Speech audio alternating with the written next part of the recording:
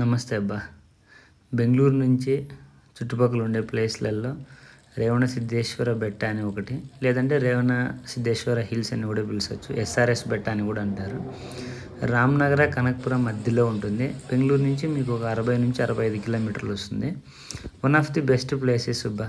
ఒకే బండ, ఏకశిల విగ్రహం ఉంటాం కదా, అట్లా ఏకశిల గుట్ట అని చెప్పచ్చు. ఒకటే బండే. ఈ స్థల పురాణం ప్రకారం చూస్తే కలియుగ స్టార్టింగ్లో శివుడు పంపించినాడంటే రేవణ సిద్ధేశ్వర అనే మహా ఋషిని శివలింగాలు స్థాపన చేసి శివభక్తి కొంచెం ప్రమోట్ చేయి, జనాలు భక్తి వదిలేసి ముక్తి అనుకుంటే తిరుగుతూ ఉంటారు, వేరే వేరే ఆలోచనలు అంతా అనేసి దేవుడు పంపించింటాడంట.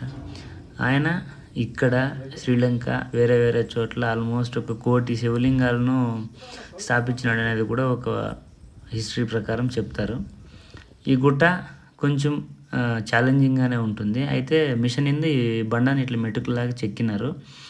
మంచి వ్యూ, కోతులుండే, ఆమె తర్వాత చెరువు ఒకటి ఉండే, ఫుల్ గ్రీనరీ మధ్యలో ఉంటుంది. Peaceful place.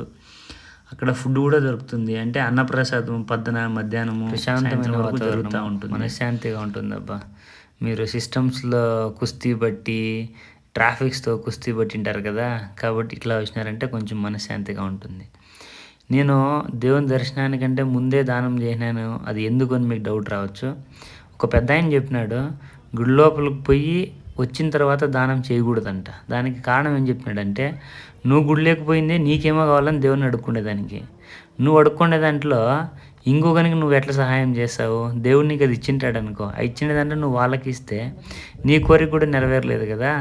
కాబట్టి లోపలికి పోయేటప్పుడు దానం చేయలేదు కానీ వచ్చేటప్పుడు చేయొద్దు అంటాడబ్బా. ఆ రోజు నుంచి నేను ఇది ఫాలో చేస్తాను. ఇది టాప్ లేక్ పోయినాక వెయ్యి చుట్టుపక్కల చిన్న పల్లులాగా ఉంది. ఆ బ్యాక్ సైడ్ ఉండింది అన్నప్రసాద భవనం. చుట్టుపక్కల గుట్టలు, మేఘాలంతా మంచి వ్యూ. కొంచెం టైం స్పెండ్ చేసేసి అటు నుంచి మళ్ళీ రూమ్కి వచ్చేసాం అబ్బా. గంటలు కొడుతుంది. గంట కింద నిలబడుకొని ఎందుకు కొట్టినాను అంటే సౌండ్ వేవ్స్ ఉంటాయంట. అవి మన చెవుల్లో కరెక్ట్గా పోయినాయంటే మనకు హెల్త్ బెనిఫిట్స్ ఉంటాయనేది నమ్మకము. ఈ గుట్ట పైకి ఎక్కిన తర్వాత మీరు ఇంకో పక్క కొంచెం మధ్యలో వరకు దిగితే ఆడ ఇంకొక శివలింగం ఉంటుంది. అది కూడా చూసుకొని ఒకటేసారి రిటర్న్ చేయండి. కొంచెంసేపు మెడిటేషన్ చేసి అనిపిస్తుంది. మన వాళ్ళు ఇప్పుడు జిమ్లు, డైటింగ్లు అన్నీ చేసి కూడా చిన్న చిన్న రాళ్ళు ఎత్తలేకపోతున్నారు. ఆ కాలంలో ఋషులు, మహాపురుషులు ఎట్లా ఎక్కిండేలా మహానుభావులు. మెటుకులు లేవు, ఏం లేవు, ఇంత పెద్ద గుట్టలు, బండలు. దైవత్వం అంటే అంతేనేమో అబ్బా. దైవ చింతన అంత ఇంత ఉండాల. దానికి తోడు ఈడ బండ మీదనే గుండుకే చెక్కినారు నంది విగ్రహము, వినాయకుడిని. శివలింగం కూడా కొండపైన ఉండేదాన్ని చెక్కిండేది. చూసుకొని రిటర్న్ అయినాము.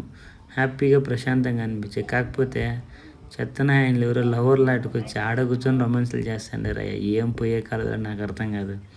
గుళ్ళును కూడా వదలరా మనస్ఫూర్తిగా. వేస్ట్ నా కొడుకులు. చేయండి అబ్బా, మీకు ఇంకేట చోట్లు దొరకవా? 10 మంది పెద్దోళ్ళు 10 మాటలు అంటే వాళ్ళలో ఎవడితో ఒకటి దరిద్రం నాలుకుంటుంది. తగులుకునిందంటే నాశనమే. సునకము మాకు తోడుగా వచ్చిందబ్బా. Thank you.